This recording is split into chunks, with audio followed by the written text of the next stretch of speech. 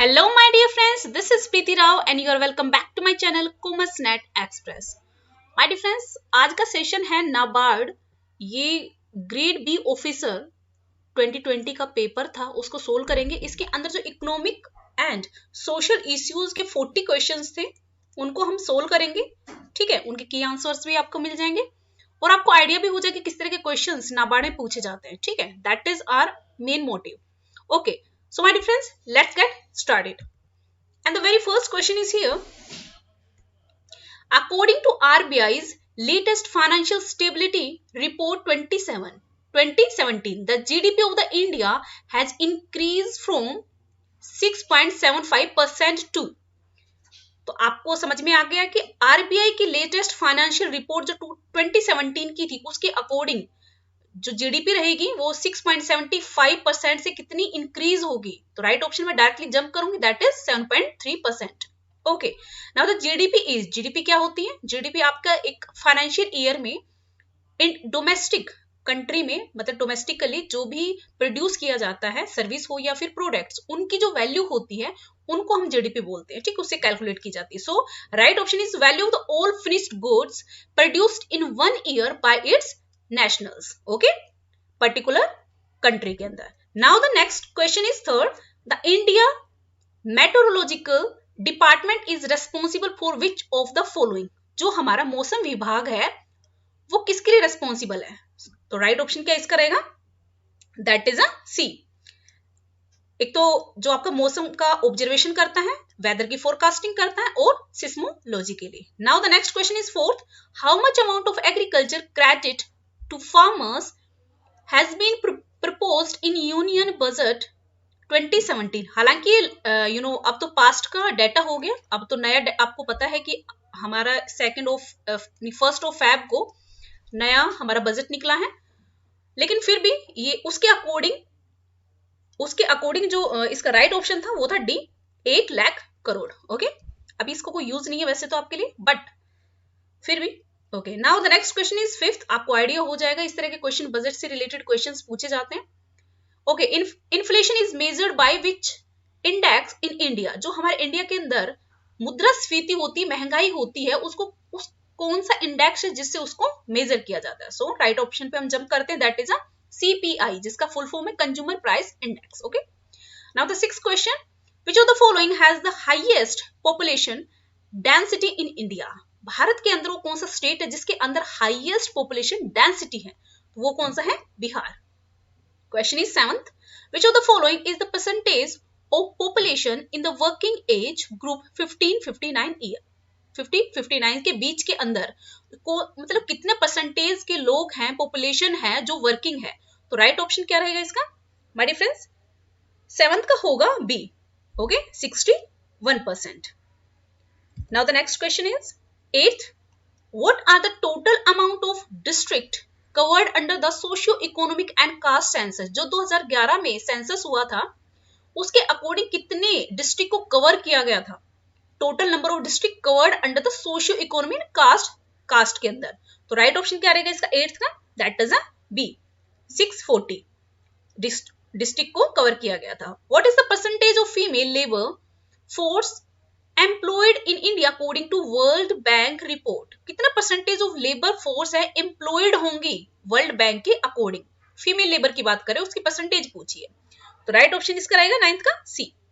Other than मतलब इनमें से कोई अदर ऑप्शन होगा, हो सकता है, I have no idea. Now the next question is which of the following is the guaranteed sum which the unemployment Finland या फिनलैंड के पीपल पूछे कि इसमें पूछा है कि following the guaranteed sum which unemployed Finland people will receive under its universal basic scheme? तो जो फिनलैंड के पीपल थे अगर वो अनएम्प्लॉयमेंट रहते हैं, अनएम्प्लॉय हैं, उनके पास काम नहीं है, तो उनकी गवर्नमेंट ने गारंटेड सम कितना देने की बात की है, मतलब बेसिक इनकम स्कीम के अकॉर्डिंग? तो राइट ऑप्शन क्या रहेगा इसका? 10 का B. Okay, now the 11th question. Which of the following countries topped the world happiness report 2017 published by United Nations Sustainable Development Solution Network? तो जो हमारा यूएन है उसने जो यूएन वर्ल्ड हैप्पीनेस की जो रिपोर्ट निकाली थी उसके अंदर सस्टेनेबल डेवलपमेंट में जो हैप्पीनेस रिपोर्ट है उसके अंदर फर्स्ट पोजीशन किसकी थी ये पूछा, टॉप किसने किया था कि वहां के लोग बिल्कुल हैप्पी हैं, खुश हैं। तो राइट ऑप्शन इसका रहेगा E, that is a Norway. Now 12th, which of the following is multi-level global campaign to spread awareness about importance of girls education? वो कौन सा multi level global campaign start हुआ था जिसका अवेयर मतलब जिसका मोटिव था about importance of girl education? तो कौन सा था my difference? A, girl rising. इस कैंपेन का मतलब ये कैंपेन है जो स्टार्ट किया गया था। Now the 13th, when the rate of inflation increase, जो हमारा इन्फ्लेशन है वो कब इंक्रीज होता है, इंक्रीज कब होता है? तो राइट ऑप्शन पे जंप करते हैं, that is a B, purchasing power किसी मनी की जब डिक्रीज हो जाती है तो वो क्या होता है, उसका इन्फ्लेशन मतलब हमें पता चलता है महंगाई बढ़ गई। जैसे आप पहले जो पोटैटो थे 20 रुपए किलो मिल रहे थे, लेकिन आज के टाइम में अगर वो मान लीजिए 30 हो जाए तो इसका मतलब जो पहले 20 की चीज मिलती है वो 30 की मिल रही है, वही 1 किलो 20 में मिल रही थी, अब वही चीज 1 किलो 30 मिलेगी। तो ऑब्वियस सी बात है पैसे की जो मनी थी उसकी पावर डिक्रीज हो गई। Fine. Now the next question is 14, dash refers to economic condition where economic growth is very slow and prices are high, मतलब राइजिंग। ऐसी इकोनॉमिक कंडीशन वो कौन सी होती है जहां पर इकोनॉमिक ग्रोथ स्लो है और साथ में प्राइस है वो इंक्रीज हो रहे कंटिन्यूसली, तो उसको क्या कहते हैं? That is a stagflation. ठीक है, स्टैगफ्लेशन आ गया है इकोनॉमी में। Now the 15th, under increasing return the supply curve is, जो हमारी अंडर इंक्रीजिंग रिटर्न होता है सप्लाई कर्व, उसमें क्या होता है इसमें से हमें बताना है। तो क्या होगा माय डिफरेंस? नेगेटिवली स्लोप्ड होगी from the left to right, negatively उसका स्लोप रहेगा left to right. Now the next question is 16th, net national product is equal to, जो हमारा नेट नेशनल प्रोडक्ट होता है एनएनपी, वो किसके इक्वल होता है? तो माय डिफरेंस राइट ऑप्शन इसका रहेगा सी, ग्रोस नेशनल प्रोडक्ट में से अगर हम डेप्रिसिएशन निकाल दे तो हमारा एनएनपी आ जाता है। Okay, now the 17th, which of the following is not a method of calculating national income of India? देखिए जो हमारी नेशनल इनकम है इंडिया की, कौन कौन से मेथड से कैलकुलेट की जाती है? तो माय डिफरेंस इसमें मतलब कैलकुलेट की जाती है, लेकिन इनमें से पूछा कौन सी नहीं करती है, मींस हमने ओड वन निकालना है। तो देखिए टैक्स मेथड कोई नहीं होता, इनकम, प्रोडक्शन और एक्सपेंडिचर तीनों ही मेथड से हम अपनी नेशनल इनकम निकाल सकते हैं। Now 18th question, which of the following is a micro irrigation fund which will be set up in NABARD to achieve the goal per drop more crop? मतलब इसमें गोल क्या था नाबार्ड का? पर ड्रॉप मोर क्रॉप, एक माइक्रो इरिगेशन के लिए fund इन्होंने क्या सेट किया था नाबार्ड ने? तो राइट ऑप्शन क्या रहेगा? 18th का ए, 5000 करोड़ रुपीस का इन्होंने फंड सेटअप किया गया था। 19th, which of the following committee was recently formed by government to check the poverty line in the country? तो poverty line कंट्री के अंदर उसको गवर्नमेंट कौन सी कमेटी बनाएगी रिसेंटली गवर्नमेंट के द्वारा जो पॉवर्टी लाइन चेक करेगी? तो राइट ऑप्शन रहेगा इसका Arvind Panagariya task force. Now the next question is 20, which of the following is the current fertility rate of India? जो भारत के अंदर प्रजनन दर है वो वर्तमान में कितनी है? तो राइट ऑप्शन इस पे डायरेक्टली जंप करते हैं, that is a 2.3। 21st, who is considered as father of industrialisation in India? Bharat के अंदर जो इंडस्ट्रियलाइजेशन स्टार्ट हुआ था उसके फादर किसको माना जाता है? तो देखिए जो जमशेदपुर कहाँ है, जमशेदजी टाटा, इन्होंने जमशेदपुर में एक स्टील का प्लांट लगाया था, वहीं से ही इंडस्ट्रियलाइजेशन स्टार्ट हुई थी और उसी को ही फादर माना जाता है इंडस्ट्रियलाइजेशन का। Now the 22nd, the process of international integration arising from interchange of world view, product, ideas and other aspect of culture is known as. यहाँ पे इंटरनेशनल इंटीग्रेशन पूछ रहे हैं, कब अराइज होती है, किस केस में? जब हमारे व्यूज होते हैं, प्रोडक्ट होती है, आइडियाज होते हैं, शेयर होते हैं कंट्रीज के बीच में, तो उसको हम कहते क्या है? तो उसका राइट ऑप्शन रहेगा ए, उसको ग्लोबलाइजेशन कहते हैं। ठीक है। Now 23rd, The process of developing, pricing, promoting and distributing rural specific goods and services leading to desired exchange with rural customers to satisfy their need is known as. Question में कह रहा है कि मान लीजिए आप टारगेट किसको कर रहे हो, रूरल एरिया के कस्टमर को टारगेट कर रहे हो, उसके लिए आप क्या करोगे, एक प्रोसेस लगाओगे जिसके अंदर उसके प्रोडक्ट की डेवलपमेंट होगी, उसकी प्राइसिंग लगाओगे, प्रमोशन कौन कैसे कैसे करोगे, डिस्ट्रीब्यूशन चैनल कौन से रहेंगे, तो उसको हम क्या कहते हैं, तो उसको कहते हैं रूरल मार्केटिंग। ठीक है, राइट ऑप्शन रहेगा rural marketing. Now 24th, the maximum maturity period of commercial paper. जो कमर्शियल पेपर होते हैं हमारे क्या होते हैं, ये मनी मार्केट के इंस्ट्रूमेंट हैं और ये शॉर्ट टर्म के लिए होते हैं। तो इसमें कहता है मिनिमम मैच्योरिटी पीरियड इनका क्या रहता है, तो राइट ऑप्शन रहेगा इसका बी, दैट इज 7 days। मतलब मिनिमम मैच्योरिटी पीरियड इसका 7 days होता है। Now the next question is 25th, who is the present chief of new development bank. जो हमारा न्यू डेवलपमेंट बैंक है उसका प्रेजेंट में चीफ कौन है, तो राइट ऑप्शन इसका केवी Kamat.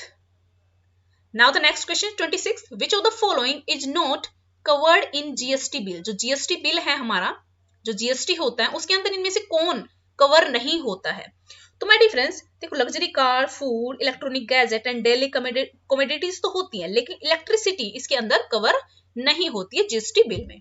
Now the 27th, which of the following is the interest rate under किसान विकास पत्र स्कीम। जो हमारी किसान विकास पत्र स्कीम है उसकी इंटरेस्ट रेट पूछी उन्होंने, वो कितनी है, तो राइट ऑप्शन पे डायरेक्टली जंप करेंगे, that is 8.7%। 28th, under the NITI Aayog 15-year vision plan. जो हमारा देखो, जो हमारा 5-year प्लान को उसको कैंसिल करके हमारा नीति आयोग लेकर आए, 15 years का विजन होता है इसमें। 3 years के लिए जो एजेंडा रखा है, create to boost economic growth, मतलब जो 3 का एजेंडा है वो हमें पता नहीं कि कौन सा 3 years का है, तो 3 years का एजेंडा में क्या हमने रखा है अपना कि boost economic growth, the duration of 3 years action. तो ये कह रहे हैं कितने कौन से वो 3 years है जिनके अंदर हमने अपना ये टारगेट कंप्लीट करना है, तो मतलब उन्होंने अपना एजेंडा बनाया है, तो राइट ऑप्शन क्या रहेगा इसका ए, 2017-18 to 2019-20।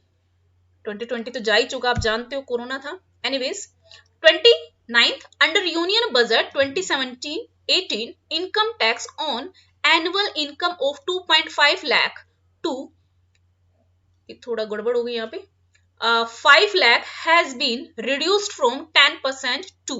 तो जो हमारी स्लैब थी इनकम टैक्स की उसके 2017 के अकॉर्डिंग जो इनकम होगी किसके बीच में, 2.5 और 5 लाख के बीच में किसी भी पर्सन की अगर होगी तो कितनी रिड्यूस कर दी गई है। मतलब पहले अगर उसको 10 रखा गया था, स्लैब उसकी 10 थी, लेकिन अब जो नई स्लैब के अकॉर्डिंग उसको कितना टैक्स देना पड़ेगा, that is 5%। Okay. 32nd, nationalisation of the commercial banks in India took place. जो हमारे देश के अंदर दूसरी बार सेकेंड टाइम जो कमर्शियलाइजेशन हुआ था बैंक्स का, वो कब हुआ था, सेकेंड टाइम पूछा है, तो राइट ऑप्शन रहेगा इसका डी, 1980 में। Fine. Now the next question is 31, world economic outlook is released by. जो हमारी साल में 2 बार एक डॉक्यूमेंट रिलीज किया जाता है जिसका नाम है वर्ल्ड इकोनॉमिक आउटलुक, ये कौन इसको रिलीज करता है ये पूछा है, तो राइट ऑप्शन इसका रहेगा IFSC। Now the next question is 32nd, the policy to deal with taxation and expenditure decision of the government. जो गवर्नमेंट बजट बनाता है वो कौन सी पॉलिसी है जिसमें टैक्सेशन और एक्सपेंडिचर, मतलब एक गवर्नमेंट ने कितना टैक्स कलेक्ट किया और उसको कितना फर्दर उनको डिस्ट्रीब्यूट किया, एक्सपेंडिचर कहाँ कहाँ किया, तो ये डिसीजन जो गवर्नमेंट लेती है उस पॉलिसी का नाम क्या है, तो उसको हम कहते हैं 32nd का D, right option is fiscal policy बोला जाता है उसका, fiscal policy. Now the 33, IFM is established to solve the problem related to EU investment in India. What does the abbreviation IFM? IFM का हमसे क्या पूछा है, एब्रीवेशन पूछा है, इसकी फुल फॉर्म क्या रहेगी। नाउ 33 का राइट ऑप्शन रहेगा C, that is a investment facilitation mechanism, investment facilitation mechanism. 34, which of the following countries has ratified automatic exchange of financial account information with India and 40 other countries? तो सबसे पहले आपको पता है कि Swiss bank काफी famous है इस चीज के लिए। तो कह रहे कौन से ने ऑटोमेटिकली एक्सचेंज करने की बात की है कि जितनी भी वहां पे फाइनेंशियल इंफॉर्मेशन अकाउंट होंगे उनकी इंफॉर्मेशन दी जाएगी इंडिया के साथ साथ अदर 40 कंट्रीज को भी। तो राइट ऑप्शन इसका रहेगा ई, स्विट्जरलैंड ने ऐसा बोला है। Now 35 an increase in aggregate demand over the available output lead to rise in the price level.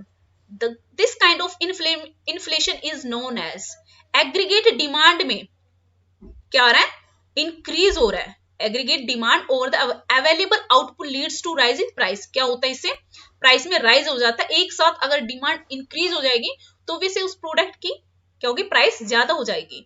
तो उसको किस तरह का इन्फ्लेशन कहते हैं, तो उसको क्या कहेंगे हम लोग, बी, डिमांड पुल इन्फ्लेशन। क्योंकि डिमांड इंक्रीज हो गई और जिस चीज की डिमांड इंक्रीज हो जाती है उसका प्राइस भी इंक्रीज हो जाता है। और एग्रीगेटली हो जाए तो इकोनॉमी में क्या होता है, क्योंकि सप्लाई कम हो जाती है, डेफिनेटली एक साथ कोई डिमांड इंक्रीज हो जाएगी तो उसकी सप्लाई जरूरी नहीं है कंप्लीट हो पाए, तो उसकी वजह से प्राइस राइज हो जाते हैं और उसको इन्फ्लेशन बोलते हैं। Now 36 rejuvenation, modernisation and technology upgradation has been renamed as. जो हमारा कायाकल्प, आधुनिकरण और प्रौद्योगिकी है उसका नाम बदलकर क्या रख दिया गया है।